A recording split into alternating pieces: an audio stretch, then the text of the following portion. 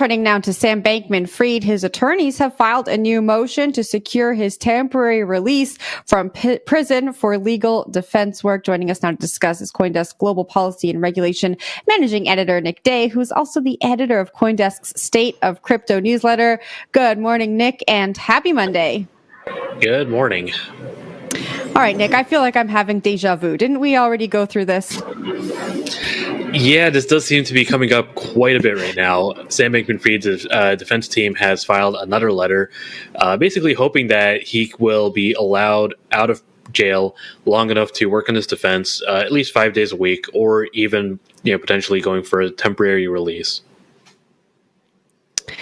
All right, and just take us on a little walk of what's happened here.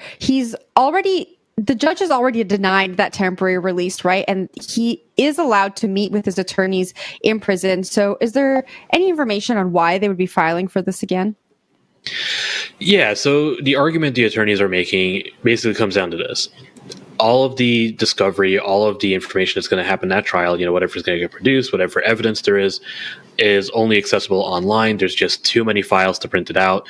You need a laptop. And ideally, you need a laptop connected to the internet, because a lot of this information is on an AWS database or on another database that you can't easily transfer to a hard drive. Something to which even the DOJ seems to have conceded is a factor in some of the past hearings. Now, what the defense team wants is, or what they claim, is that Bankman-Fried, has not really had the ability to properly work on his defense over the last couple of weeks since he was remanded into custody. Apparently, before he was sent back to jail, he had a spreadsheet that he was working on, that he was adding to, saying, here's what evidence there is, and here's some context around that, things like that. He has not been able to work on that in jail because the laptop he has been provided right now doesn't really have much battery life, much internet access, and it's severely restricted on what it can access. So, in sum, the argument is he has a right to work on his defense. He is not able to work on his defense. Therefore, his rights are being infringed. What's the likelihood that this temporary release is going to be approved, Nick?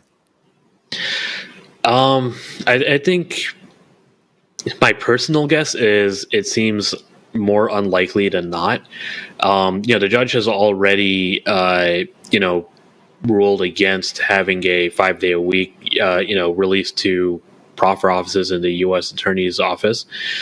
Basically, this was a previous motion where the defense team said, all right, well, let's, see if the jail can produce Sam Bankman-Fried to the U.S. Attorney's Office, and we can just work with him with a couple laptops 5 days a week. The judge basically said, no, not really. He's allowing one laptop and, somewhat more limited access.